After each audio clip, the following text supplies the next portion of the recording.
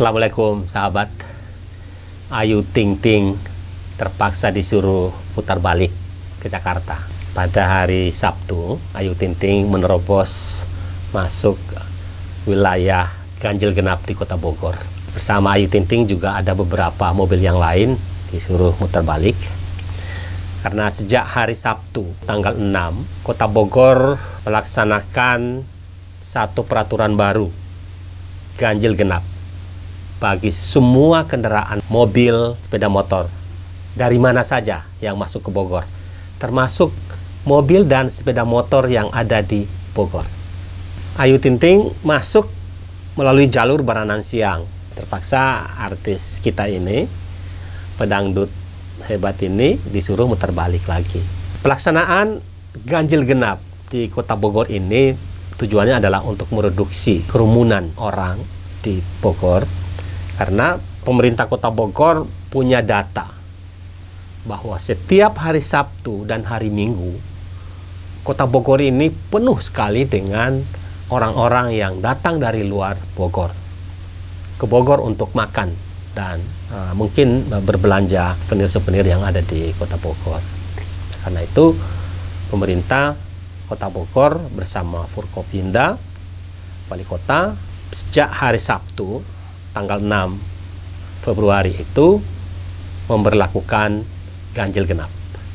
Ya, meskipun saya jalan-jalan melihat bahwa masih ada mobil yang bernomor ganjil, masih ada sepeda motor yang bernomor ganjil yang berkeliaran, ya. Tapi saya melihat bahwa sudah banyak yang menaati peraturan ini. Ayu Ting Ting mungkin saja tidak bermaksud untuk melanggar atau menabrak peraturan yang ada di Kota Bogor. Bisa saja dia tidak tahu, dia tidak mendapatkan informasi yang cukup tentang pemberlakuan ganjil genap di Kota Bogor. Ganjil genap ini adalah jurus terbaru pemerintah Kota Bogor dan juga sebagai akibat dari eskalasi penularan wabah COVID-19 di Indonesia yang semakin luar biasa. Dari hari ke hari kita menyaksikan angka-angka yang begitu menakutkan kita. Hari-hari ini rata-rata yang tertular yang diumumkan oleh pemerintah itu di atas 10.000 orang. Itu yang sudah terdata di pemerintah. Belum lagi angka-angka yang belum terdata. Pasti jauh lebih banyak lagi. Dengan tingkat kematian rata-rata di atas 200 orang per hari. Artinya wabah ini semakin menakutkan. Sesungguhnya menakutkan karena korban sebegitu besar. Korban sebegitu banyak. Tetapi realitasnya dalam kehidupan masyarakat, menakutkan itu sepertinya tidak kelihatan ya dalam kehidupan keseharian masyarakat. Di mana-mana saja, Bogor, di daerah lain saya pernah beberapa hari yang lalu saya ke Surabaya, kemudian kemarin juga saya ke Jawa Tengah. Saya melihat masyarakat biasa-biasa saja. Ketakutan itu tidak terlihat di dalam kehidupan keseharian mereka di jalan. Bagaimana angka-angka yang menakutkan itu juga membuat masyarakat itu takut. Nah, ini mengkhawatirkan kita karena semakin ke sana nanti ya masyarakat menganggap ini biasa saja. Kita melihat ya sejak dari wabah ini menyerang Indonesia pada bulan Maret ya, tahun 2020 yang lalu sampai saat ini pemerintah sudah menerapkan berbagai peraturan, berbagai kebijakan. Pertama, pemerintah menerapkan PSBB, pembatasan sosial berskala besar di seluruh Indonesia, di mana wilayah yang sudah tertular. Ternyata tidak efektif. Buktinya korban semakin banyak. Pembatasan sosial berskala besar itu, kalau kita dudukan ya peraturan itu dengan angka-angka penularan, menurut saya tidak efektif. Jadi pembatasan berskala besar yang diterapkan Indonesia untuk mereduksi ya, penularan COVID-19 tidak efektif. Buktinya itu tadi, bahwa angka penularan yang terus naik dengan tingkat kematian yang terus juga naik. Setelah itu pemerintah mengeluarkan lagi peraturan yang namanya pembatasan sosial berskala mikro. Itu dilakukan berulang-ulang, berkali-kali, termasuk di Jawa Barat. Dan pemberlakuan itu juga di daerah-daerah tertentu, antara daerah satu dengan daerah yang lain itu berbeda-beda. Tapi intinya adalah membatasi kerumunan, membatasi interaksi langsung antara satu dengan yang lain. Tapi juga tidak efektif. Buktinya angka penularan semakin tinggi dari hari ke hari. Sekarang angka penularan di Indonesia sudah di atas 1 juta. Ya, ini saya pernah menganalisis bahwa Indonesia akan mencapai angka di atas 1 juta, dan ini sudah di atas 1 juta. Dan Indonesia nanti akan masuk ke top 10. Itu dalam analisis saya dalam beberapa bulan yang lalu. Sekarang Indonesia berada di urutan ke-19 ya dari seluruh dunia, dengan Amerika berada di urutan pertama. Ya, mungkin akhir bulan ini Indonesia sudah mungkin naik lagi ke urutan 18.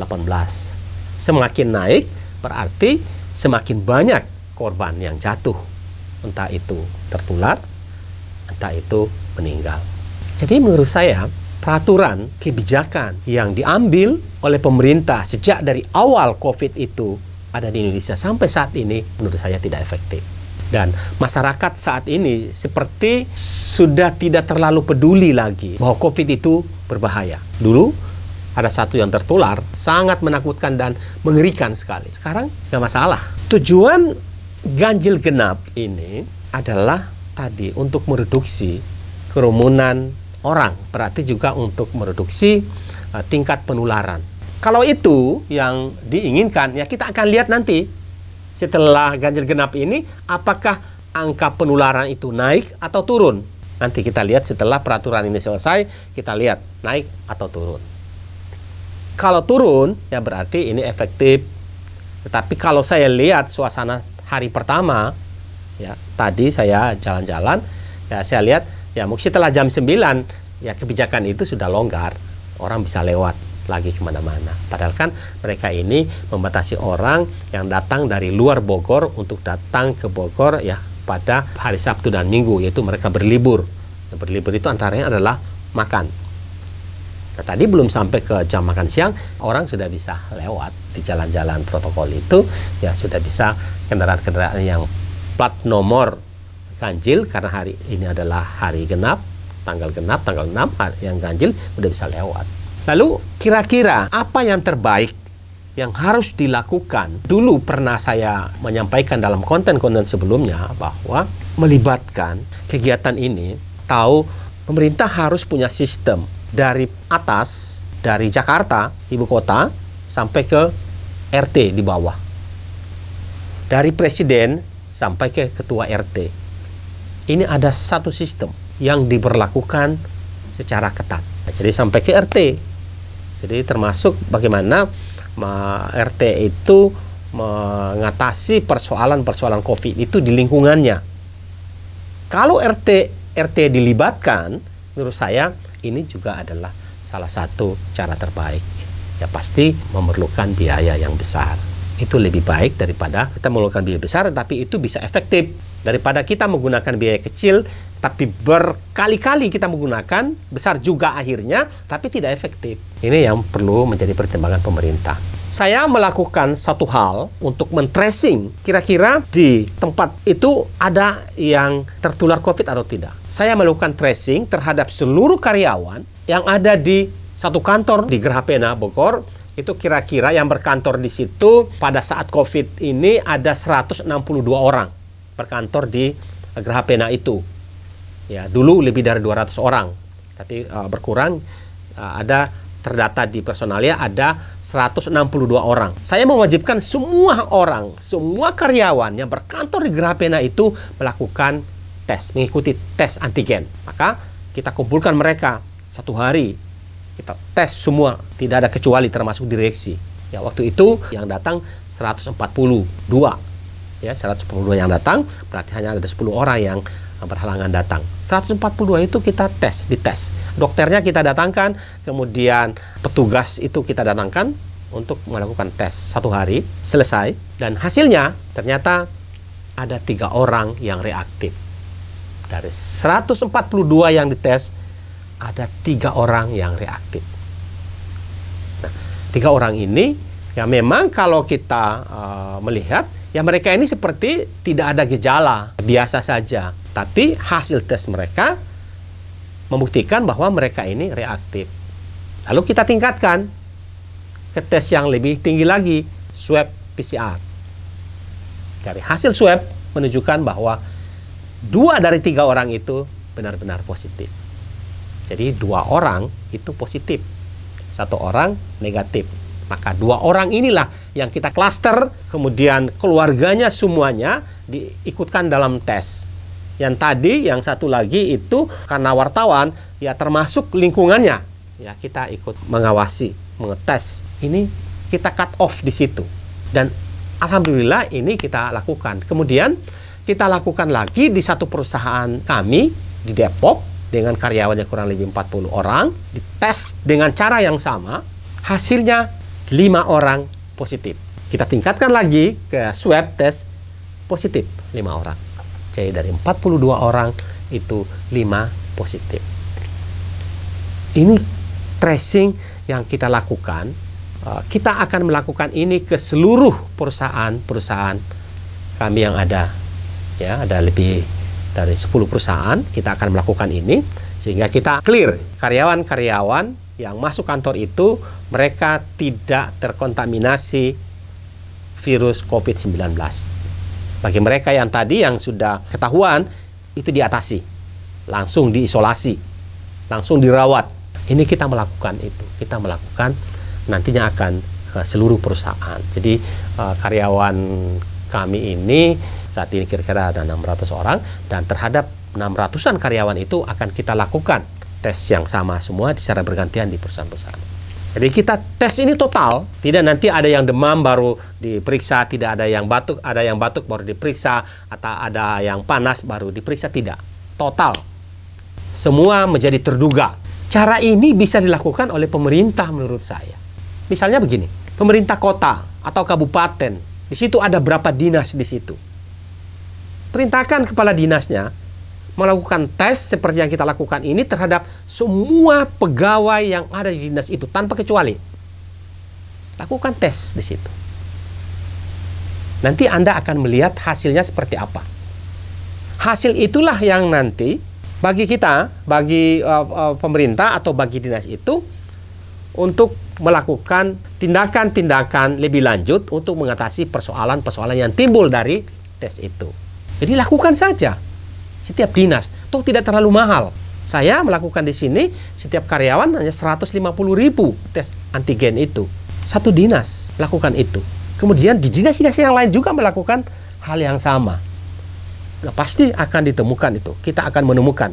Kalau sudah ditemukan, misalnya ada pegawai di dinas A, sekian pegawai di dinas A yang positif, maka pada saat itu juga setelah ada hasil positifnya, langsung diklaster.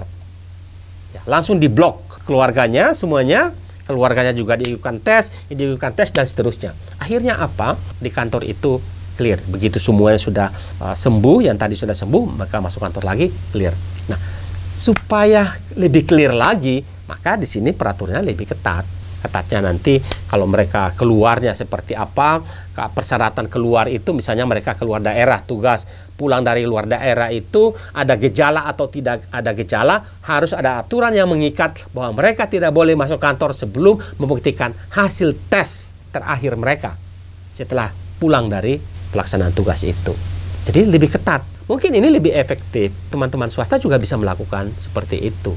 Setiap kantor, tiap bagian melakukan tracing dengan cara seperti itu. Jadi total, tidak pakai sampel. Kenapa? Kalau kita lihat belakang ini, kecenderungan ya, penularan itu justru banyak dari teman-teman yang bertugas keluar daerah, yang studi banding lah, apalah kemana, pulang itu membawa oleh-oleh itu. Dan secara tidak sadar, ya mereka telah menularkan itu kepada orang yang lain. Kenapa? Kalau tidak, ini akan menjadi tambal sulam. Anggaran itu habis nanti, anggaran 2021 ini juga akan habis ya dengan cara seperti itu. Ada aturan lagi sedikit berapa puluh miliar dalam pelaksanaan satu aturan itu habis, tidak efektif. Bikin lagi peraturan baru lagi, keluar lagi dana lagi, habis lagi, tidak efektif. angka-angka penularan itu terus naik dari hari ke hari, terus mengalami peningkatan. Menurut saya harus ini menjadi peraturan. Peraturan itu harus dikeluarkan oleh presiden. Misalnya, kalau presiden melakukan secara terbuka dan hasilnya juga diumumkan secara terbuka, udah pasti akan diikuti oleh semua yang lain. Udah pasti. Misalnya kantor presiden melaksanakan tes antigen terhadap seluruh orang yang bekerja di situ. Istana Presiden secara terbuka. Yang tertular pun terbuka, beritahu. Yang tertular itu siapa, ada berapa. Supaya masyarakat ini juga aware, masyarakat ini juga bisa lebih ikhtiar, bisa lebih waspada. Kalau itu dilakukan, kementerian akan melakukan, kemudian ke bawah juga di provinsi, kemudian di kota dan kabupaten akan melakukan itu semua. Dan juga akan diikuti oleh teman-teman swasta.